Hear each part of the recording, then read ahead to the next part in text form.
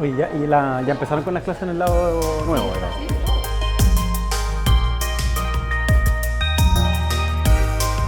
Hola, ¿qué tal? Ya. Un gusto. La Coti es la presidenta del CAE, María José. Un gusto. Con la Vicky.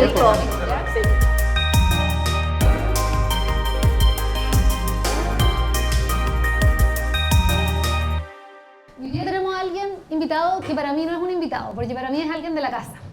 Y lo digo súper honestamente, por múltiples razones. Uno, porque yo a Jaime lo conocí aquí cuando estudiábamos. Nos conocimos cuando este edificio tenía un look ochentero. Habían palmeras en la mitad del edificio y hacíamos patio, literalmente. Otro día les puedo contar qué significa hacer patio. Hacíamos patio entre el San Francisco y las escaleras. Ese era como nuestro lugar permanente. Así es. Y además se ha mantenido, a pesar de que ha tenido una trayectoria profesional que les voy a contar un poquito ahora, muy importante, se ha mantenido siempre vinculado a nuestra facultad. Recién egresado hizo clases, hasta de contabilidad. Y además ha sido miembro del directorio de la Fundación de Egresados, que tiene un rol tremendamente importante para la facultad y ahí ha estado a pesar de sus importantes cargos. Como ustedes bien saben, hoy día es alcalde de Providencia, antes de eso fue ministro vocero, es como el nombre no oficial del cargo, diputado, y trabajé también con él en la fundación, una fundación en la cual trabajamos nosotros dos hace mucho tiempo. Estamos muy contentos de que Jaime Berolio nos acompañe hoy día, así que un aplauso para él. Gracias.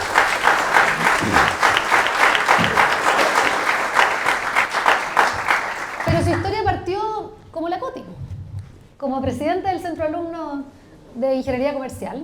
Entonces, para empezar, queríamos preguntarte, Jaime, un poco lo que fue tu paso por la facultad. Tú fuiste atleta, deportista destacado, después pasaste a la política universitaria. Contarle un poco a los alumnos acerca de cómo este proceso de cambio que viviste en tus años acá en la facultad. Bueno, muy buenas tardes, muchas gracias por la invitación, muchas gracias por la presentación. Algunas de esas cosas como que dan pena, ¿no? Claro, fui atleta, ya me dejó el atletismo. Cuando era presidente comercial tenía el pelo largo, ahora ya no tengo pelo. O sea, son muchos años que han pasado, pero la verdad es que para mí el hecho de estudiar ingeniería comercial, o sea, si tuviera que volver a estudiar algo, estudiaría ingeniería comercial de todas maneras, a pesar de que cuando entré a estudiar ingeniería comercial era porque no sabía qué estudiar. Que sé que es algo que probablemente le puede pasar a muchos, porque te gustan muchas materias distintas, entonces uno dice, bueno, a mí me gustan las matemáticas, soy hijo de una profe de matemáticas, entonces digo, ya eso sí. Me encanta debatir, cosa que la expresé durante la universidad y después a continuación. Me gustan las letras, me encanta leer. Entonces dije, bueno, ¿dónde se mezclan esas cosas? Y por eso llegué a ingeniería comercial.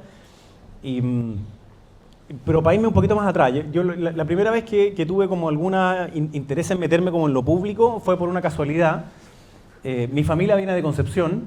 Mi bisabuelo llegó en un barco desde Italia a finales de los 1800 y recalaron en Talcahuano, no tenía educación formal y por tanto lo que sabía hacer era vender, y entonces como buen italiano digamos de la época, y entonces lo que hicieron fue hacer un local en un almacén que se llamaba Almacén El Águila, y mi bisabuelo obsesionado con la educación, porque decía, lo único que yo le voy a poder dejar a mis hijos y a mi hija es la educación. Entonces mi abuelo y mis tíos abuelos estudiaron todos en la Universidad de Concepción, ahí en 1930, 1920 y tanto, y estudiaron algo siempre relacionado con la medicina. Y de ahí mi abuelo se vino a vivir a Santiago. Otros se quedaron en Concepción, otros se fueron a Melipilla, otros se fueron a Maipú, digamos, y ahí quedaron repartidos los velorios por distintas partes. Pero yo supe todo esto siendo más o menos adolescente, porque entrando, mi abuelo como era médico, a mí me encantaba ir a jugar con sus remedios.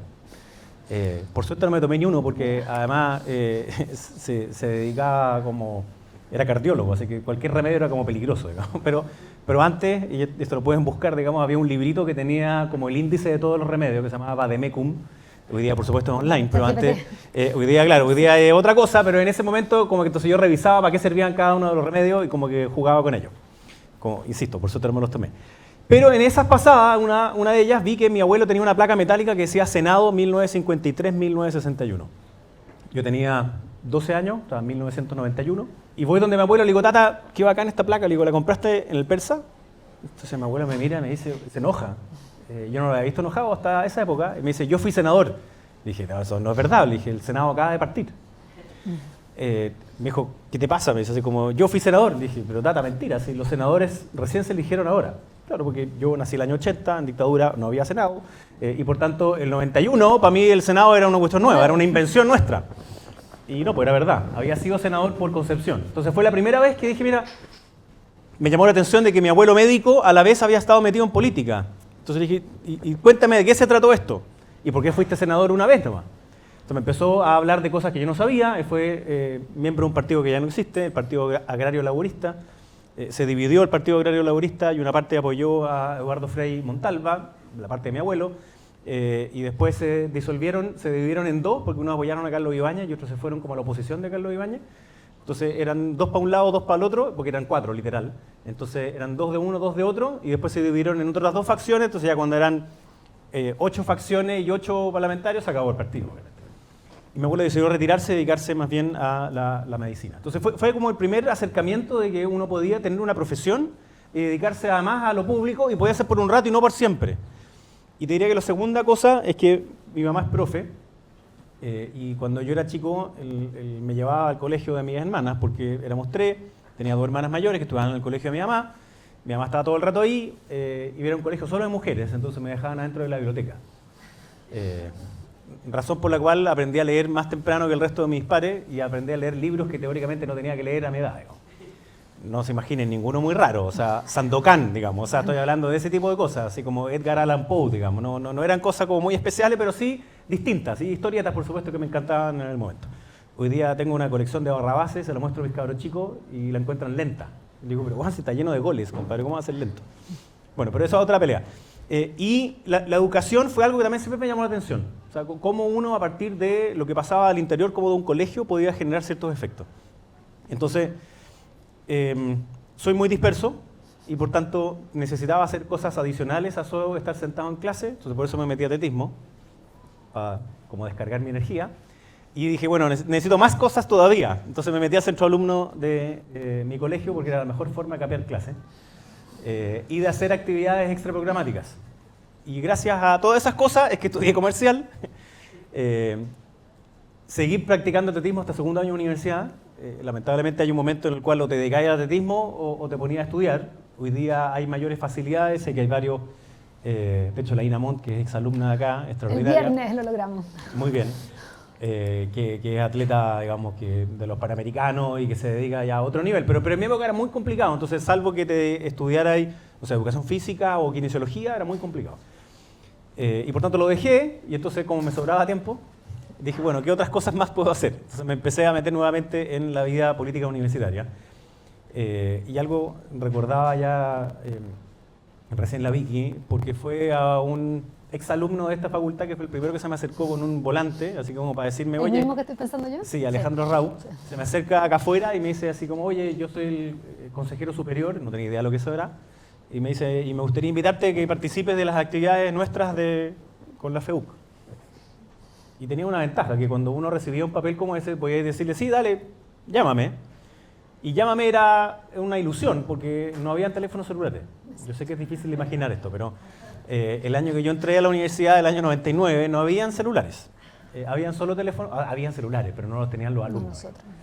Y por tanto era llámame al teléfono fijo de la casa, y como uno no estaba nunca en la casa, era imposible. O mándame un mail, ¿cachai? Era como, sí, de ahí te contesto. Pero él era tan insistente que te pillaba, digamos. Entonces insistió y por tanto empecé a hacer distintas acciones. Después me di cuenta además de que él era famoso en mi generación porque hacía fiestas. Fue el primero que importó un vaso de, esto no sé si esto va a quedar grabado, pero importó un vaso de medio litro que soportaba una piscola toda la noche. Entonces era famoso por hacer unas fiestas de la mega piscola. Y después lo que me di cuenta es que él, gracias a esa fiesta, se pagó la universidad a los 5 años. Entonces no era solo era un emprendedor, sigue siéndolo, hoy día trabaja en la minería como más serio, como está más recatado, digamos. Pero todos trabajamos en su fiesta. Sí, pero y claro, hizo fiestas de Año Nuevo, ustedes no habían nacido, así que no importa. Que eran geniales, pero entonces era un tipo de emprendedor, pero que al mismo tiempo tenía una vocación pública muy interesante, entonces como que valía la pena estar ahí. Y yo partí entonces estando en la federación como consejero ejecutivo, se llamaban en esa época. Hoy día son los consejeros territoriales. Y claro, era como meterse de lleno a la política universitaria sin tener como mucha expectativa de qué es lo que iba a significar. Me pareció como frustrante en algunas partes y interesante en otras. Ya esa fue sin saberlo, gracias a Alejandro Rau, fue la última vez en mi vida el primer año que tuve 4 semanas de vacaciones, porque de ahí en adelante solo he tenido 3 el resto de mi vida. Porque me quedé en el verano consiguiendo plata para el fondo de beca y haciendo actividades para la FEUC del año siguiente.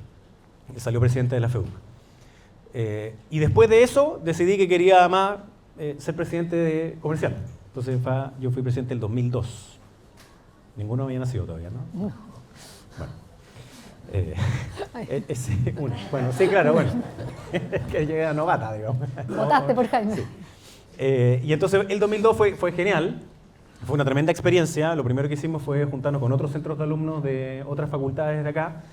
Y es divertido ver como en la historia cuál es como el diagnóstico que tienen los centros de alumnos sobre lo que nos pasa a los estudiantes de comercial. Nuestro centro de alumnos tenía como eslogan así como despierta. Y el diagnóstico era, los estudiantes vienen acá, hacen las pruebas, sacan la fotocopia, hoy día no hay fotocopia, pero sacan la fotocopia y se van. Entonces decíamos, ¿cuál es la diferencia entre eso y estudiar a distancia, digamos? Es mejor que haya una vida universitaria, y para que exista una vida universitaria tenemos que poder captarlos para que se queden acá y que conozcan otras facultades y vayan a otras carreras y conversen con otras realidades completamente distintas. Y por eso empezamos a hacer cosas desde debates hasta ciclos de cine, ciclos de anime, hasta asados, digamos. Porque teníamos que tocar las distintas vetas de los distintos intereses. Y gracias a eso justamente es que logramos después presentar una lista para la FEUC y salí presidente de la FEUC el 2003. El 2003 fue creo que el mejor año en términos de como darme cuenta de mi vocación pública, que quería dedicarme a lo público, no necesariamente como a lo electoral, pero sí a lo público, y me enamoré obviamente del ámbito de la educación. Entonces me prometí a mí mismo que quería estudiar algo relacionado a la educación, a la economía de la educación. El 2004 volví y fui delegado de curso, porque yo creo que esto uno tiene que estar disponible a todas, digamos. No es solamente hacer el presidente de algo, sino que también a las otras. Y el 2005 salí ya era suficiente. Entre medio no les conté algo, pero yo me puse a pololear cuando estaba en tercero medio, y me casé con mi polola de tercero medio. Sigo casado. Y por tanto, cuando ya estaba en 2004, 2005, mi polola ya me dijo, ya, pues, termina de una vez, pues. Porque mi lógica era sacar administración y el magíster en economía. Y entonces, no es que ella me haya impedido esto, pero dije, sí, es tiempo de salir. Y por tanto hice, no sé, teoría micro, economía matemática, pero me faltaron los ramos a sacar la especialidad de economía y del magíster de economía. Y por tanto me prometí que quería ser más riguroso en el estudio de la economía. Estoy tratando de contar lo más rápido posible como ese flujo. Terminé acá, trabajé 6 meses, el último rato en quinto, trabajé y estudié, trabajé en Procter & Gamble, una gran compañía, me dediqué a vender Ariel líquido y Don, en un momento en que todo era polvo, digamos, entonces que cambiar a la gente al líquido era como lo importante. Me encanta el ciclo de lavado, sé la química del ciclo de lavado, pero me di cuenta a los 6 meses que eso no era lo que yo quería hacer, y por tanto renuncié y me fui a trabajar en una fundación, a la Fundación Jaime Guzmán, donde mi pega fue sacar a todas las personas que había podido conocer en la universidad y mandarlos lo más lejos posible. Uno de ellos, gran amigo, el marido de quien está aquí, de la Meme, que lo mandamos, igual fue cruel, digamos, lo mandamos al Alto Hospicio cuando todavía no existía la comuna.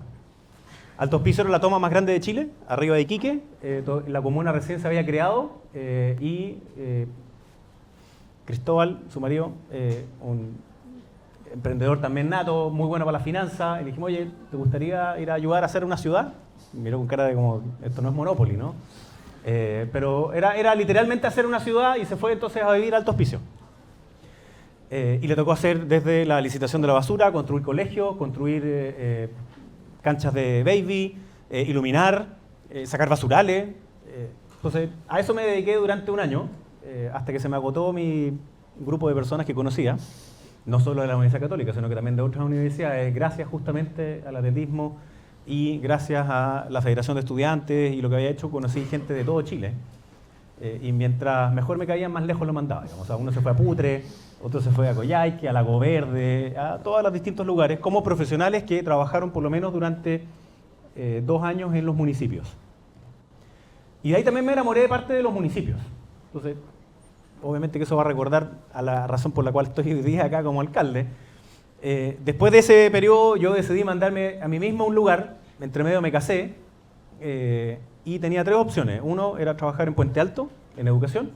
Segundo era trabajar en INACAP, que también era interesante porque en ese momento sigue siendo, ¿no? Pero era la institución que más clases de matemáticas hacía en Chile, a mayor cantidad de personas. Porque el primer año, digamos, en INACAP y en el DUOC también, tienen que hacer como una nivelación de estudios de matemática, que es como que lo que no aprendieron los estudiantes de primero o cuarto medio lo tienen que hacer, digamos, en un semestre en los primeros cursos en INACAP y en DUOC. Y la otra alternativa era con quien hoy día es cardenal, pero en esa época era solo el obispo auxiliar de Santiago, Chomalí, que es ingeniero, y me dijo, oye, yo necesito un ingeniero comercial que me ayude con los colegios de la Vicaría de la Educación. Me dijo, pero tengo un problema. Sí, dije yo, monseñor, tiene varios, digamos. Me dijo, bueno, pero uno de ellos es que no tengo plata para pagarle. Entonces yo fui con estas 3 alternativas a conversar con mi señora ya, y le dije, flaca, tengo 3 alternativas, Puente Alto, INACAP y esta otra. Me dijo, ¿y te tinca más lo de la vicaría? Sí, le dije, el cuento es súper interesante, son muchos colegios subvencionados en distintas partes. Le dije, pero hay un problema. ¿Qué? Me dijo, no, que no me pagan. Me dijo, me estáis weando. Le dije, no, es verdad, pero le dije, tenemos una suerte, tú trabajas bien y con tu sueldo no alcanza. Así que soy un orgulloso mantenido durante un año completo por mi señora. Valió la pena plenamente. Y después de eso, me gané beca y pude ir a estudiar a Chicago. Y yo quería estudiar en Chicago, entre otras cosas porque quería tener clases con Gary Becker, premio Nobel de Economía, no el inventor, pero de alguna manera el fundador de la teoría de capital humano. Tomé clases también con James Heckman, que también es premio Nobel de Economía, pero más bien por la parte econométrica. No entendí nada de sus clases, eran solo matemáticas, era terrible. Y me pasó algo divertido en términos para quienes estén en quinto. Yo estudié un máster en políticas públicas, entonces tenía como al inicio, podías saltarte algunos ramos de manera que podías tomar otros después en otras facultades. Entonces tuve que hacer una prueba, digamos, de estadística y econometría como más o menos básica, que la pasé, y otra era de microeconomía, que también la pasé. Entonces decidí tomar teoría de precios, se llama, que es como teoría micro, pero es el primer curso de entrada del doctorado de economía en Chicago. Entonces hice primero el curso como de matemáticas de ellos y después me instaló la primera clase, Gary Becker con otro profe que también era un genio. Y el profesor, no Gary Becker, sino que el otro, en 40 minutos pasa toda la economía que yo había leído en mi vida. O sea, terminó el primer módulo de clases y pasó todo el libro que yo sabía del Mascolel, que es el último que uno le pasan en teoría micro, lo pasó completo. Yo me acerco al profe y le digo, oiga, ¿qué más queda? Claro. O sea, ¿lo voto ahora, digamos? ¿Qué más? Y me dice, no, mijo, esto lo saben todos, ahora voy a aprender a ocuparlo. Y eso fue extraordinario, porque fue como que me cortara el cerebro por 2 y me ayudara a volver a pegarlo después y entender de verdad de lo que se trataba el concepto de la economía. Yo no me dedico a la economía, ni me dedico a la finanza, ni me dedico al marketing, pero me dedico a todas esas cosas al mismo tiempo. Si bien hice clase de contabilidad, y hice clase porque odié contabilidad el primer semestre. Pero lo detesté. Salvo el profe, que fue Guille Tagle, tremendo, que era gran profe, me caía pésimo contabilidad. No entendía esta cuestión de poner un número a los 2 lados, en un lenguaje raro, me cargaba cuando teníamos que hacer las pruebas con estos puzzles de letra, nunca me cuadraron ni uno, entonces encontraba que era un desastre esta cuestión. La otra parte de cálculo y álgebra como que me iba bien, introducción a la economía era algo como conceptual, interesante, odié contabilidad, pero después hice clase de contabilidad para superarlo. No había clase de nueva contabilidad en todo caso. Más bien me gusta como la intuición económica del fundamento de las decisiones de las personas. Yo creo que eso es una cuestión que acá te enseñan un set de herramientas que después uno puede aplicar a distintas realidades. Y eso es muy interesante. Eso me parece que es muy potente. Me alegré un poco en la respuesta. Solo para terminar, después de estudiar en Chicago, bueno, nació mi hijo allá, así que él es el verdadero Chicago Boy. Made in USA, además. Volví sí, tiene pasaporte gringo, así que es el único que va a poder entrar a Estados Unidos. Y ahí volví a Chile, esto fue el 2010, y por tanto ya era el gobierno del presidente Piñera, el primero.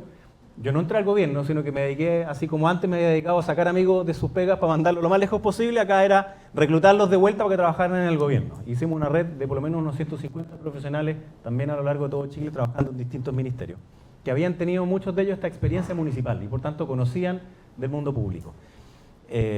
Y ahí Yo había conocido cuando había sido presidente de la FEUC, me tocó ir varias veces al Congreso, entonces generé como alguna relación con algunos de los parlamentarios en ese momento. En la Comisión de Educación estaba, curiosamente, digamos, Carolina Toá, José Antonio Cast, María Antonieta Sá, que hoy día es concejala de Providencia, y varios otros más. Y ahí empecé a tener como alguna relación con ellos en términos como bien de nosotros como estudiantes y ellos como parlamentarios de la Comisión de Educación.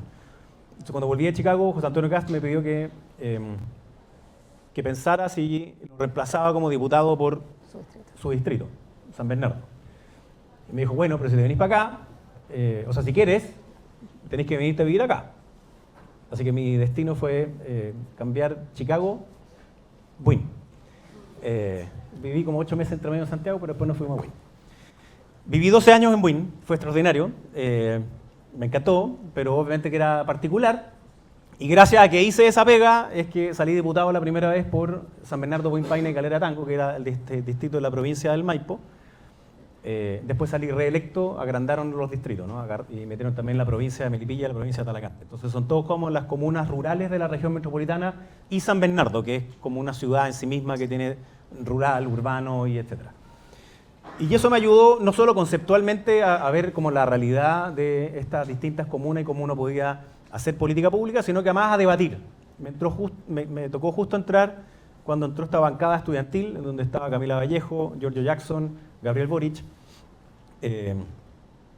Carol Cariola, que todos habían sido presidentes de sus respectivas federaciones. Entonces, en uno de los primeros días, ellos, la prensa, además los tomaba y decían la bancada estudiantil. Entonces, en una de esas yo levanté la mano y dije, oye, yo también soy la bancada estudiantil. Un poquito mayor. 5 años más viejo que ellos, sí. Entonces me miraron con cara y bueno, ¿y tú quién eres? Entonces dije, bueno, permiso. Y como soy patúo y además me gusta a veces ser punzante, dije, bueno, yo soy de otra bancada estudiantil que representa más estudiantes que la de ellos. Entonces obviamente me concentraron, ¿cómo? ¿Por qué? Sí, dije yo, porque yo represento no solamente a las universidades estatales de izquierda, sino que también a las otras universidades privadas, FT, IP y aquellos que a ellos no les gusta mencionar. Obviamente que lo hice por provocar, pero de ahí en adelante me tocó debatir en la Comisión de Educación y en los demás espacios las distintas reformas que hoy día vemos. La reforma de los SLEP, la reforma de la gratuidad, la reforma de carrera docente y otras tantas más. Me tocó ir como a 600 debates con ellos. Razón por la cual conocía bien sus argumentos y viceversa. Y generamos bastante buena relación hasta el día de hoy. A pesar de que pensamos completamente distintos desde el equipo de fútbol en adelante con el presidente Boric, nadie puede ser de la Católica. No, la única vez que yo me he puesto la camiseta de la Católica es cuando competí por la Católica, pero de ahí en adelante mi camiseta es Alba, así que está muy cerquita de acá. Bueno, pero a pesar de que teníamos todas esas diferencias ideológicas, teníamos una buena relación, porque nos conocíamos desde tiempo entregando argumentos y no blindándonos más bien el uno del otro. Y yo creo que eso me ha servido para siempre. Salí reelecto, el segundo periodo fue un poquito distinto, más intenso. Creo que el nivel de la discusión dentro del Parlamento bajó un poco, se puso como más performático y menos de tratar de entender los argumentos de uno y otro. Y vino el estallido, que creo que cambió completamente, digamos, la manera en la cual uno se relacionaba internamente, y después vino la pandemia.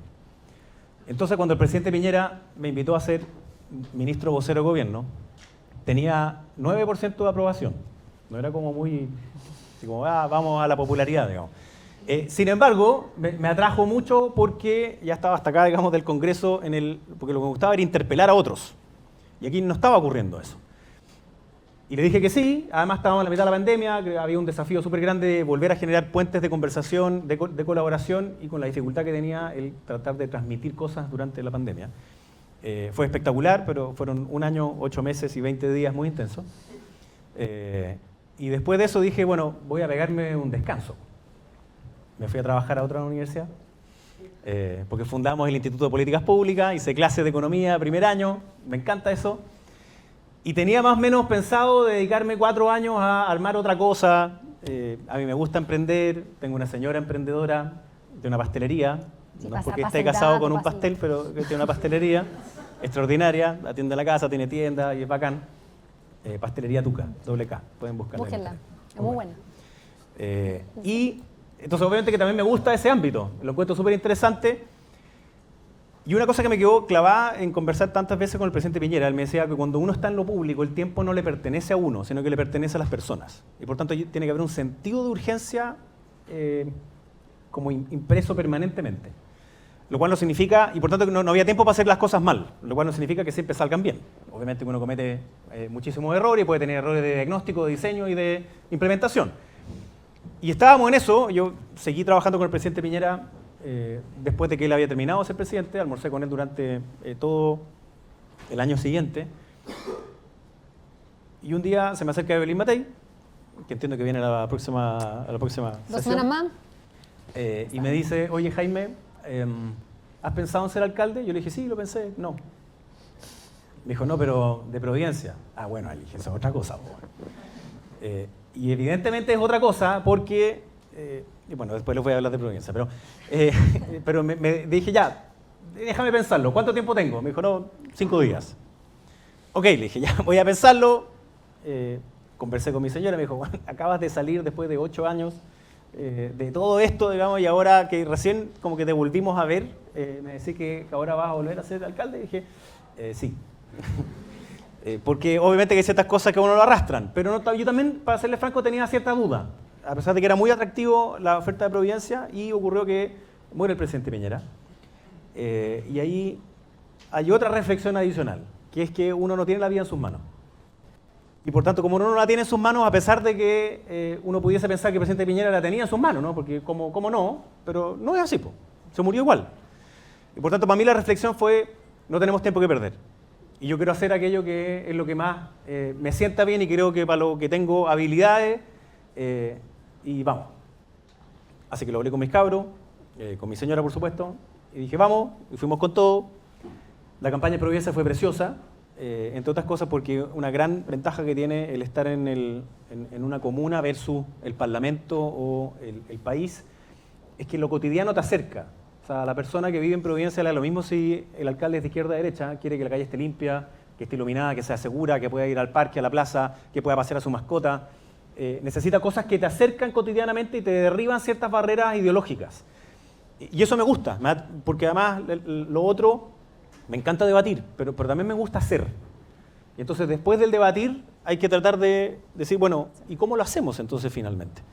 Y ahí es donde las herramientas de esta facultad me han servido profundamente. No solo porque en términos de contabilidad, bueno, yo me siento cómodo con el mundo de los números, ¿no? Pero en términos de contabilidad, hoy día me toca manejar una empresa que recibe ingresos por 240.000 millones, que tiene 3.000 personas empleadas.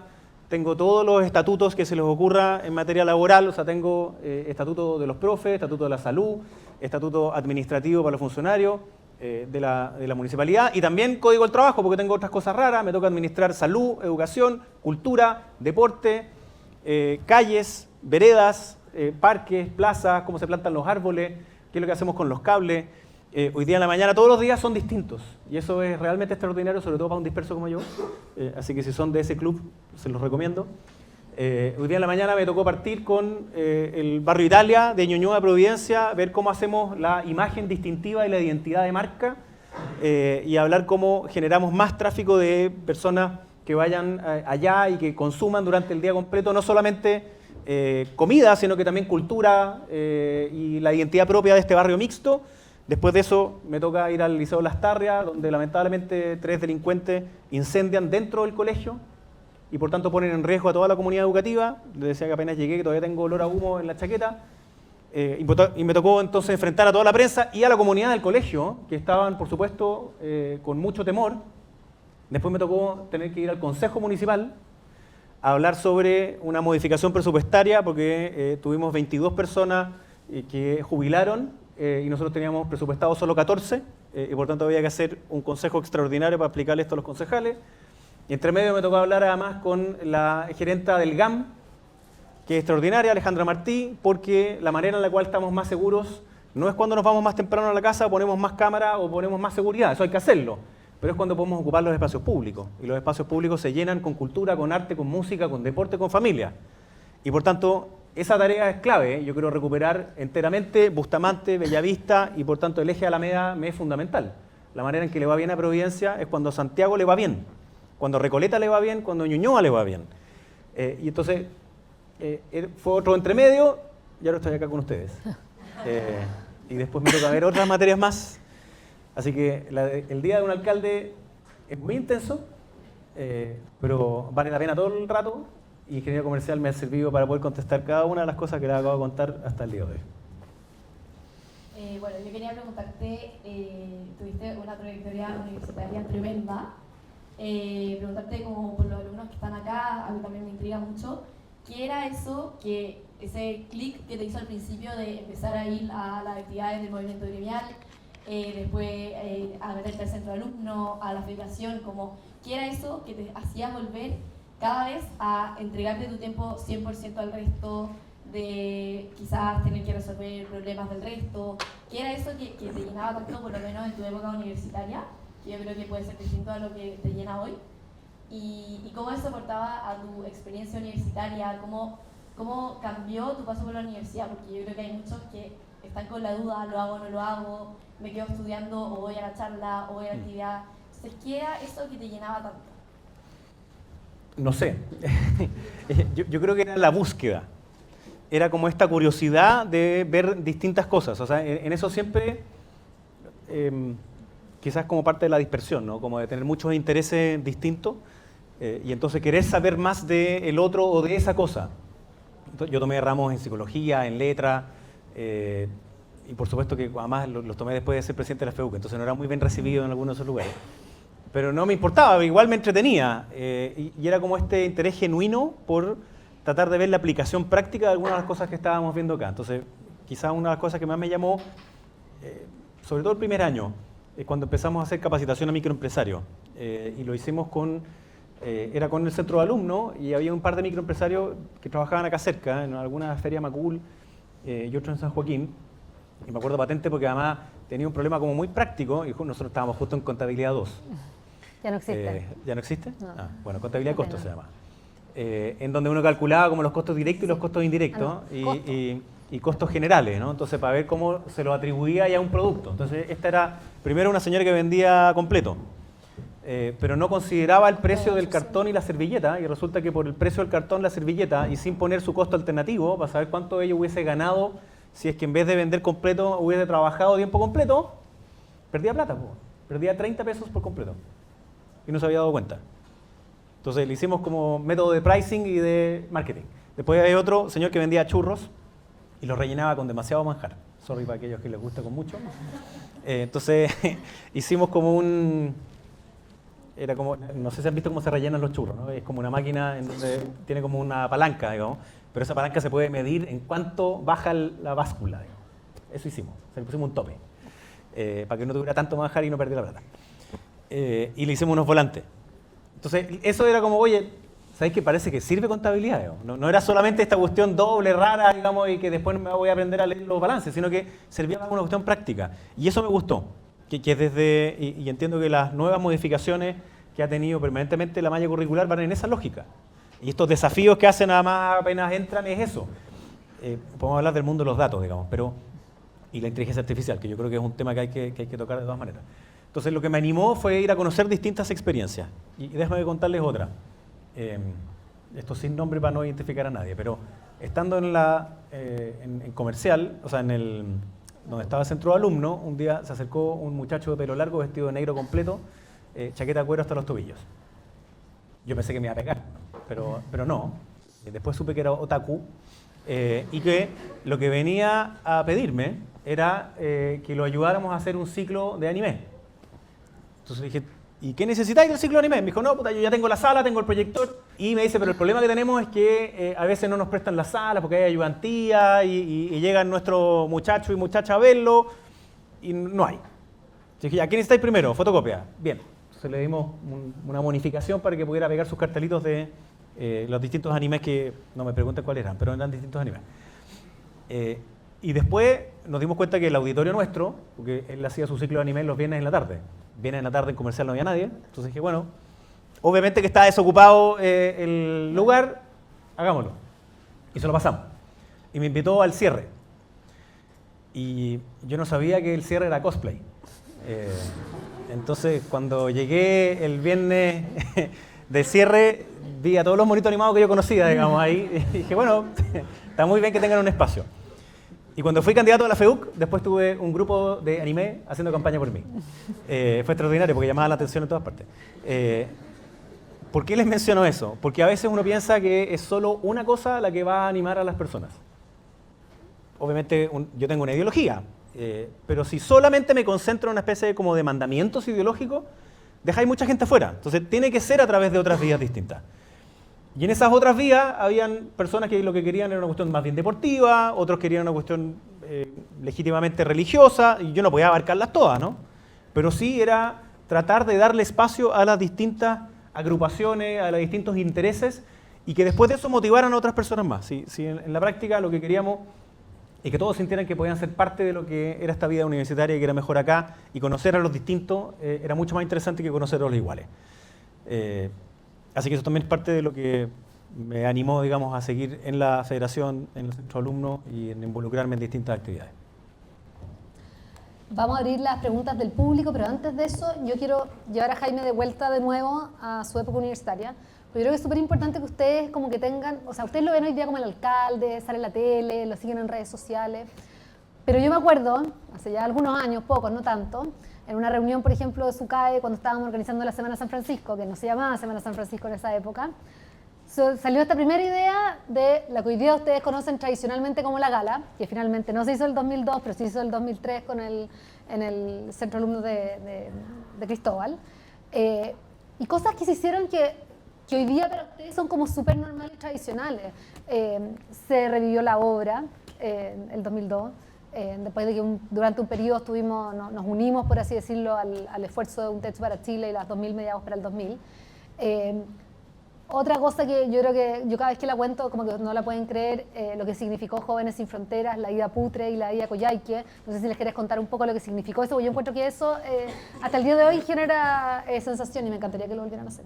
Para mí los mejores ramos que tomé en la universidad eran los que no eran con crédito, ¿no? Sí. O con puntaje, sino que yo fui a 14 trabajos de verano e invierno, fin de semana algo que había, yo no me lo tomaba, sino que iba a algunas operaciones a hacer algo. Obviamente porque me gustaba, no era un martirio, sino que lo encontraba entretenido, encontraba que era algo que también debía hacer y que era parte como de la experiencia universitaria que justamente me permitió conocer muchas distintas realidades y completar como esta vocación pública. Mientras estuvimos acá en Comercial, revivimos lo que se llamaba la obra. Yo estudié en un colegio de Opus Dei, entonces para mí la obra era una cuestión como prohibida. Entonces, como bueno, yo no quiero nada con eso. Pero después me di cuenta que era el único gil que pensaba así. Y entonces dijimos, mira, nosotros tenemos que tratar de, dado que estudiamos ingeniería comercial, hay tres ámbitos de pobreza. Hay una pobreza material, hay una pobreza como de ciertos conocimientos y también una pobreza espiritual. Yo no soy muy religioso, pero sí creo en la trascendencia del ser humano. Y por tanto, ese sí es un aspecto que es muy importante. ¿Cuál es tu expectativa? Y perdón que lo vincule con la educación como de adultos. Si la expectativa de los muchachos más vulnerables es ser futbolista y su imagen es Vidal, más allá de que deje cagar, es mi esfuerzo, mi talento, mi disciplina me saca adelante. En cambio, si es que la expectativa es tener que hacer todo lo posible para vivir más a concho posible y no sé si existe mañana, entonces, claro, puta, es música urbana, tusi, bueno, y me mato, van haciendo cualquier cuestión. O sea, las expectativas y la trascendencia tienen ese efecto sobre qué es lo que tú estás disponible a renunciar hoy día para cosechar mañana. Yo creo que un problema que estamos viviendo hoy día es que estamos todos viviendo con una tasa de descuento muy alta. Es como que el corto plazo nos come. No hay futuro. Y si no hay futuro, ¿para qué vaya a invertir en cosas que hoy día son difíciles? ¿Para qué vaya a colaborar, de hecho? Es mejor no hacerlo. Tengo mi beneficio hoy día y mañana no tengo idea si existe o no existe. Entonces, eso también fue parte de esa discusión, no así de elaborar en ese momento, pero sí era, hagamos esas tres cosas. Entonces, hicimos capacitación a microempresarios, construimos Mediagua y también nos juntamos con quienes iban a misiones.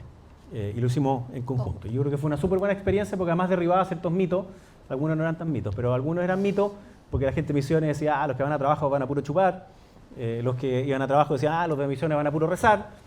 Algunas cosas son ciertas, otras no, pero eso permitió también que hubieran distintas miradas sobre cómo enfocarse en un problema de vulnerabilidad. Y cuando entramos a la FEUC, dijimos, hagamos algo diferente. Y fue esta locura, ¿no? Dijimos, ¿a qué lugares de Chile no han ido nunca estudiantes? Dijimos, bueno, los extremos. Putre era un extremo y el otro era Puerto Williams. Abandonamos Puerto Williams porque nos dimos cuenta que solo vivían navales. Entonces dijimos, no, eso no es la situación a la cual tenemos que llegar, son solo militares, ya. Putre. ¿Vamos a Putre? Entonces todos me dijeron, oye, estáis locos, ¿cómo vamos a ir a Putre? Porque nos vamos a demorar en el viaje a Putre toda la semana de vacaciones, digamos, de invierno, entonces no se puede. Y dije, no, pues nos vamos a ir en avión. Entonces me miraron de nuevo con cara de loco, ¿y cómo van a pagar los estudiantes un pasaje en avión? Le dije, nos vamos a ir en avión, pero gratis. Esto fue justo porque coincidió en que en esa época el ejército había dicho que quería volver a acercarse al mundo civil. Entonces nosotros le pedimos patudamente una reunión al comandante en jefe y le dijimos, bueno, usted dijo esto, y nosotros le tenemos la fórmula para acercarse al mundo civil. ¿Cuál es? Que nos presten 2 aviones. Entonces, ¿cómo? ¿Por qué? Sí, que presten 2 aviones, nos queremos ir a Putre, y ustedes que tienen allá, no sé cómo se llama, pero tienen una base militar, digamos, un regimiento en Putre, dije, alojamos allá, ustedes nos reparten, está perfecto, le dije. Y nos fuimos en avión a Putre. La mitad sí. Entonces, una mitad nos fuimos primero en bus y nos volvimos en avión y viceversa. Y nos recibieron ellos justamente en el regimiento y nos repartieron en camiones a lo largo de todo el altiplano. Y dormimos esa primera noche en el regimiento, yo me acuerdo hasta el día de hoy. Fue genial. Sí. Obviamente no podíamos hacer, esto también lo aprendimos, porque nosotros llegábamos con la idea, nos juntamos con el alcalde y le dijimos, alcalde, le vamos a hacer media agua. Y el alcalde dijo, sí, me sirven para guardar las llamas. Nosotros, ¿cómo? Si las media aguas son para personas. No, dice, ustedes no lo han entendido. En Putre las media aguas son para guardar los animales. Si ustedes quieren hacer lugares para que las personas duerman, tiene que ser de adobe. Dijimos, ¿qué cosas quieren ustedes que hagamos entonces? Hicimos otra cosa completamente distinta. O sea, nosotros veníamos mentalizados una lógica más bien santiaguina y resulta que era otra la que teníamos que hacer allá. Por de pronto, varias de las cosas que hicimos eran restauraciones que tuvimos que hacerlas según la usanza aymara. Y que fue súper importante también, porque había que respetar esa lógica cultural también. Fue una experiencia extraordinaria, como les digo, y cuando nosotros terminamos después fueron a Coyhaique, porque obviamente al ejército también le gustó, entonces de nuevo avión a Coyhaique. Ahí no había bus, así que fueron todos en avión a Coyhaique y también la primera noche durmieron en el regimiento. Sí. Y así nació Jóvenes Sin Frontera, que fue algo que permaneció en el tiempo por esta locura que se podía hacer. Había que unir los puntos y yo creo que hoy día está lleno de espacios en los cuales uno podría hacer como locura y lo que falta es que uno los quiera empujar mejor. Termino con esto. Hoy día nosotros tenemos muchos desafíos de Providencia, antes de pasarle a ustedes la palabra. Providencia es una comuna de 14 kilómetros cuadrados, viven 150.000 personas, tenemos el índice de envejecimiento más alto de Chile, que es la relación entre los mayores de 65 y los menores de 15. El 40% de las personas vive solas y pasan 2 millones de personas al día por Providencia. Pasan 11 millones de personas a la semana. Eso quiere decir que casi el 80% de mi presupuesto son bienes públicos, que no los puedo distinguir entre aquellos que son residentes versus aquellos que vienen a pasar por ahí. Entonces tengo 700.000 metros cuadrados de veredas.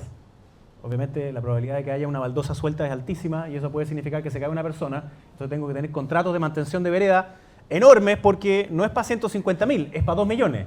Mi contrato de barrido, de limpieza de calle, de retiro de basura es brutal.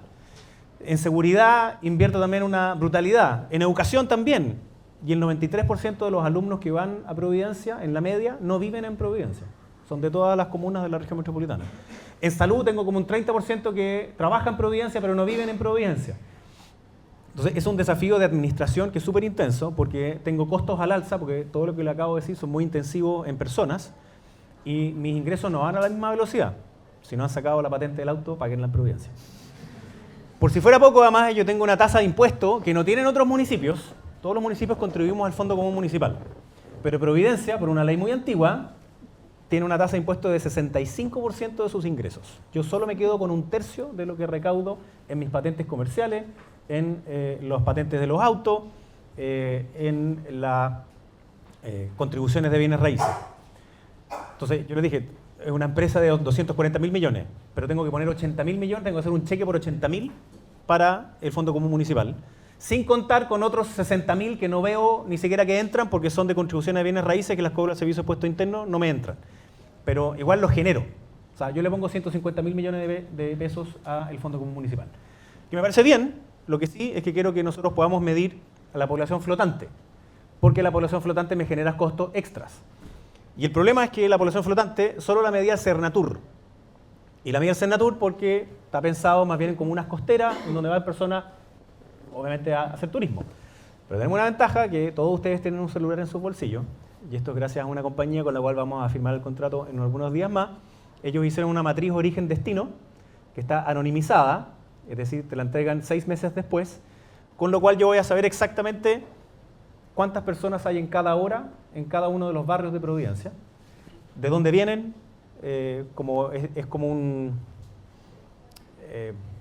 no es individual, ¿no? Sino que está agrupado como por manzana, un poquito más grande que una manzana, dependiendo la densidad de personas.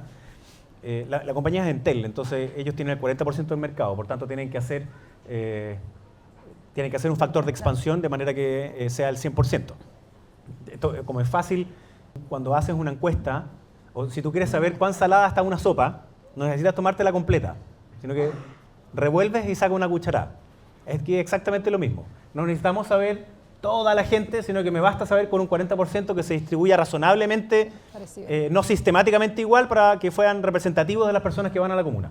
Y eso me genera mucho valor. Entre otros, me genera valor porque yo quiero entregarle a los locatarios de nuestras comunas esa información. A mí me sirve el locatario que le va bien, no al que le va mal. El que parte y quiebra, está bien, pasa. Pero me sirve más el que parte y le va bien, porque ese es el que está más disponible a invertir en el espacio público. Porque es el que me genera más seguridad humana, que las personas están pasando. Entonces, lo que me gustaría es que el día de mañana, si alguien me dice, oye, yo quiero poner una pizzería que es para al paso, de pizza New York Style y por tanto que es para jóvenes, y decirle, mira, estos son los lugares según el plan regulador donde tú puedes estar y está más el público que tenemos en estos horarios, en estos lugares. Ese es mi sueño para la larga, digamos. Ahora solo quiero cobrar más a la publicidad, quiero hacer mejores mi ruta, quiero saber en qué lugar las mujeres dejan de transitar a ciertas horas, a qué lugar las personas mayores dejan de transitar a ciertas horas para ver si es un problema de seguridad o es otro tema. Es decir, para poder enfocarme mejor. Y hoy día nosotros creamos dentro de la municipalidad una unidad de datos, porque una cosa es la tecnología, la TI, digamos, que llegue la persona y te ponga el computador y el software y el hardware, y otra cosa distinta es lo que tú haces con los datos. Nosotros generamos una cantidad de datos impresionante y quiero tomar decisiones más basadas en esos datos. Hemos hecho algunas cosas con inteligencia artificial. En seguridad, por ejemplo, nosotros buscamos patrones de conducta y modus operandi, con lo cual levantamos la alerta a la Fiscalía de que no son hechos aislados, sino que como es el mismo patrón, es una organización. Y cuando es una organización, el delito es más grave y por tanto les conviene más perseguirlo a los fiscales. Y nosotros le pasamos todas las cámaras. Yo partí con 350 cámaras, hoy día tengo 860 cámaras. Y aplicamos inteligencia artificial más bien ex post. La tarea es ocuparla durante. Es muy difícil porque hay software que se entrenaron afuera para saber que si alguien hace ciertos movimientos se puede hacer una conducta de riesgo. Pero en Chile los chilenos hacemos conductas completamente impredecibles. Entonces, por ahora todavía no puedo ocuparlo bien, pero ya eventualmente vamos a tenerlo. Esa misma inteligencia artificial me permite, con esto termino, por ejemplo, reducir los tiempos de atención en algunas cosas. Esto lo hicimos con Maipú y con la Cámara Chilena de la Construcción y con el CEINA, que es el Centro Nacional de Inteligencia Artificial, CENIA, perdón, en donde creamos 2 agentes. La Dirección de Obras Municipales, que es al que tú tienes que pedirle permiso para hacer un edificio o para agrandar el baño o poner un cobertizo, en general son complicadas. Además que no dependen exactamente del alcalde, sino que dependen también de la Seremi de Vivienda. Tiene una gobernanza un poquito rara. Y la de Providencia es muy exigente, pero buena. La de Maipú también es buena. Y entonces lo que hicimos fue que para los permisos de obra menor, es decir, el quincho, digamos, el baño, el cobertizo, ocupa el 80% más o menos del tiempo de los arquitectos que tengo ahí, porque es la mayoría de las que llegan. No todos los días se hace un edificio, pero sí hay más permisos chiquititos. Y como le quita el 80% del tiempo, dijimos, ataquemos eso. Hicimos un agente que se llama Clara, que es para quien solicita el permiso, y se llama Clara porque le aclara las dudas. Entonces le dice cuáles son los papeles que tiene que llevar, si lo está llevando bien y no. Y el otro agente es para el que tiene que revisar, y se llama Norman, porque se sabe todas las normas. Clara y Norman tienen una gran ventaja. Están de acuerdo entre ellos, hablan el mismo lenguaje, piden las mismas cosas. Y por tanto, no es dependiendo qué ser humano te atendió si tuviste que llevar otro papel al día siguiente. Eso ha reducido hasta ahora en Providencia un 25% del tiempo. Me generó un problema con algunos de los profesionales. Me dijeron, oiga, nos quiere reemplazar por Clara y Norman. Yo dije, no, pues, ustedes son arquitectos ¿a ustedes les gusta más revisar edificios o revisar baños? Me dijeron, bueno, obvio. Ya, pues, bueno, con esto van a tener más tiempo para revisar los edificios. Cuando se haga el Costanera Center, no va a poder hacerlo ni Clara ni Norman. Lo van a tener que hacer ustedes. Pero cuando se haga un nuevo baño, lo va a poder hacer Clara y Norman. Es decir, en la inteligencia artificial, o en el mundo de la inteligencia artificial, uno tiene que saber qué es lo esencialmente humano y dónde está nuestro valor agregado. Y uno de esos valores agregados, y por eso yo quiero tecnificar más buena parte de la municipalidad para saber dónde están nuestras trabas, dónde nos demoramos más en el servicio que le entregamos a las personas, pero sobre todo es porque, como les dije al inicio, tengo 7.500 personas mayores de 80 años en Providencia. Tengo 120 personas mayores de 100 años. A ellas no les voy a pedir que hablen con Clara y Norman. A ellas las tengo que atender presencialmente. Y en la medida que tengo más agentes que me permiten simplificar las tareas que son repetitivas, puedo dedicarme más a aquello que la inteligencia artificial no va a poder hacer. Que es cómo atendemos mejor a esas personas. Con una ventaja todavía de Providencia, que es como tiene la mayor movilidad de todo Chile, lo que pasa en Providencia no se queda en Providencia, sino que tiene un efecto en el resto de la región metropolitana y por tanto la manera en que nos tratamos ahí tiene un efecto después en otras comunas a lo largo de la región metropolitana y a veces también a lo largo de Chile. Así que los invito también a que trabajen en Providencia.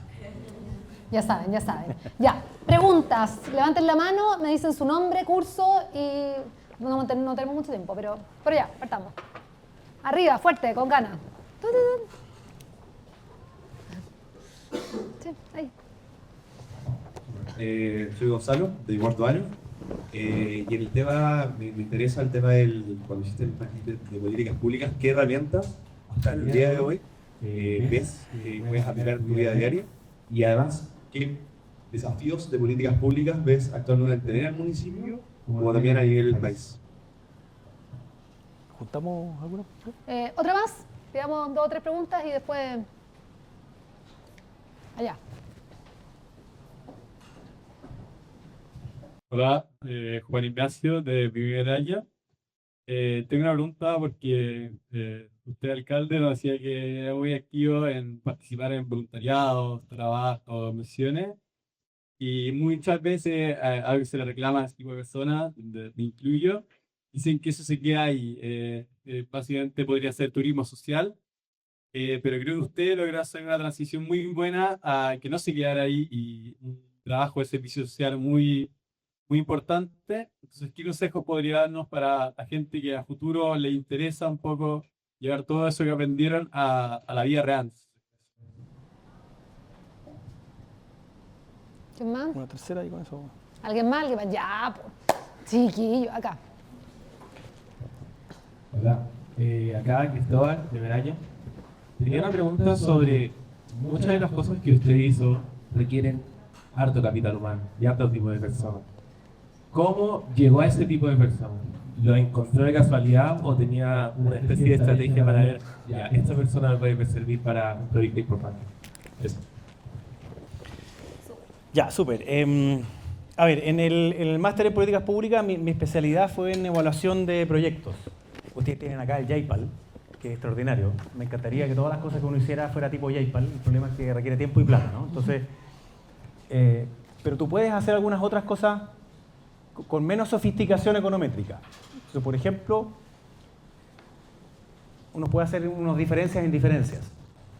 Esto es para los que están en tercero, cuarto y quinto en economía, que básicamente tú necesitas tener un grupo de control con quien comparar las distintas acciones que estás haciendo.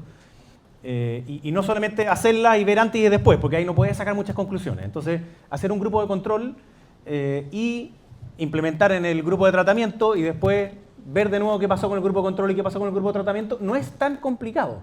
Uno lo puede sofisticar mucho, pero no es tan complicado. Entonces, hoy día cuando pensamos intervenciones, las pensamos así. Entonces, les pongo un ejemplo.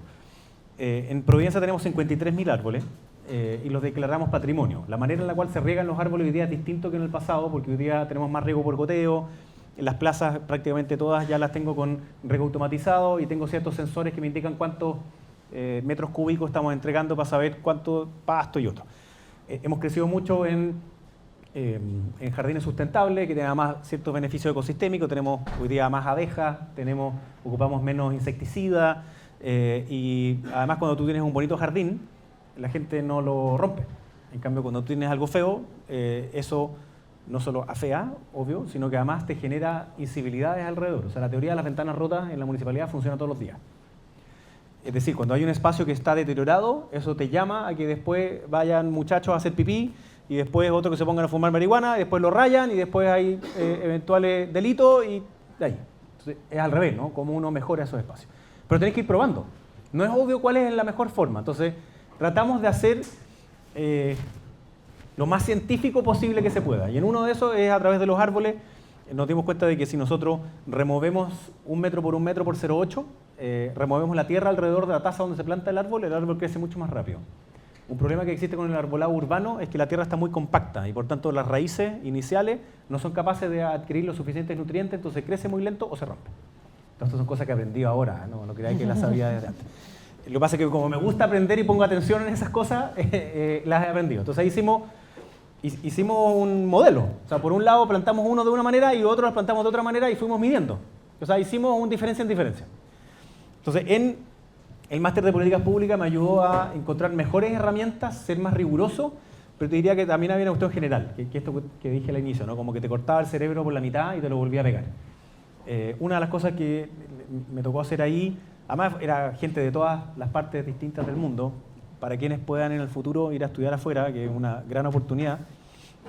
Una cosa que hicimos al tiro es que obviamente había otro chileno, había un mexicano, había una peruana, había un colombiano, entonces lo típico que uno tiende a hacer es, voy a hablar con ellos.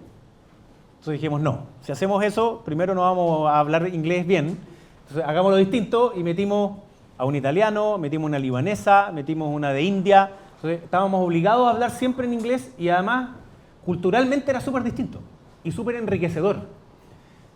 Para mí fue genial, yo tenía que hacer 16 ramos, en el magíster hice 20.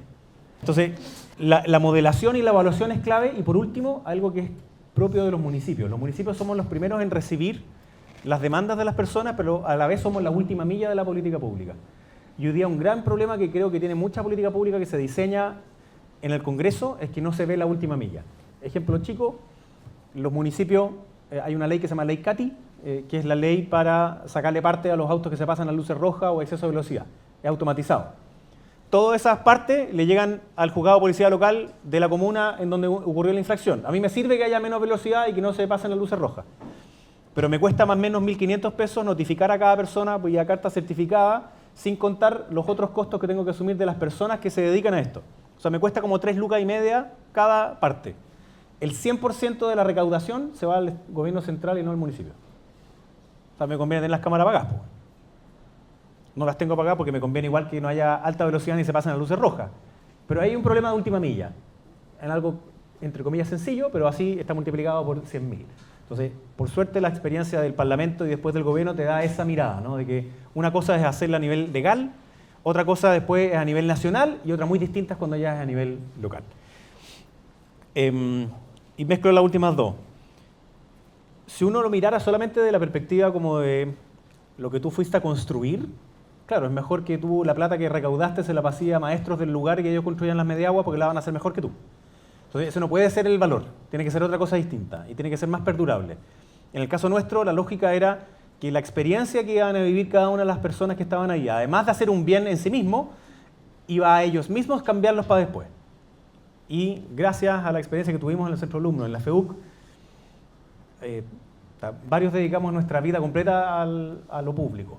Entonces, fue más bien la transformación de una vocación. Y por tanto, puede ser que se quede solo allí, y eso sería un error. Tiene que tener una mirada que vaya más allá. Entonces, hay algunos que pueden ir, y está bien, que quieran ir a trabajo para conseguir polola o pololo. Está bien. Pero que esa sea la excusa para que luego tú lo involucraste en una cuestión que es de más larga data y por tanto que cuando sean profesionales actúen de manera distinta. Yo creo que eso es clave. O sea, hay una sensibilidad frente a un conocimiento, una realidad que va a ser súper importante y tú tienes que dotarlo de esa mayor identidad. ¿Y cómo llegar a las distintas personas? A través de los más distintos caminos. Y yo te diría, sobre todo, pidiendo recomendaciones. Porque cuando la mejor recomendación en esto es el boca a boca. Me pasa, se lo decía a la presidenta del centro alumno, nosotros siempre tenemos el temor, cuando uno se mete en esto, de si van a llegar las personas o no al evento que tú organizas. Entonces yo terminaba el centro alumno y dije, ya, se me va a pasar esta angustia. Y después fui presidente de la FEU, la misma angustia en los eventos. Y después todo, siempre es lo mismo. Hoy día soy alcalde y tuvimos a Princesa Alba el fin de semana, obvio. extraordinaria y se repetó. Pero obviamente que uno tiene duda de si va a llegar o no va a llegar la gente. Siempre va a pasar lo mismo. Estoy en la fundación de exalumnos. Aquí está la Maca, además, que es la gerenta de la fundación. Y siempre también hacemos actividades y la duda es, ¿van a llegar, nos van a pescar o no nos van a pescar? Entonces, tú tienes que llegar a personas tratando de que sea otro el que te recomiende. Alguien que pueda ser más cercano, digamos, ¿no? Y termino porque sé que nos tenemos que ir porque van a hacer clase. Agradeciéndole a ustedes por estar hoy día acá, quiero animarlos a que se involucren en lo público. Lo público no es solamente lo de los partidos políticos, no es solamente lo que se ve a veces de esta disputa que a veces es muy performática y que deja de fuera lo que le pasa a las personas. Lo público tiene que ver con lo que ustedes están estudiando, con la implicancia en cómo le puedes cambiar la vida a las personas, y eso tiene muchas vías distintas de hacerla. Se puede hacer a través de la cultura, se puede hacer a través de la política, se puede hacer a través de la construcción, se puede hacer a través de la finanza. Hay algunas formas más directas que otras. Y por tanto quiero animarlos a que ustedes busquen esas cosas que a ustedes les gustan, pero que sean transformadoras, para ustedes y para el resto. Esto no es una tarea individual. Si uno cree ser un Mesías redentor, siempre se va a equivocar. La única opción en que uno muestra más sus virtudes que sus defectos es cuando lo hace con otras personas. Y para eso necesitas tener una causa que sea más grande que ti y rodearte de personas que sean, ojalá, mejores que tú. Así que, ánimo. Un tremendo aplauso.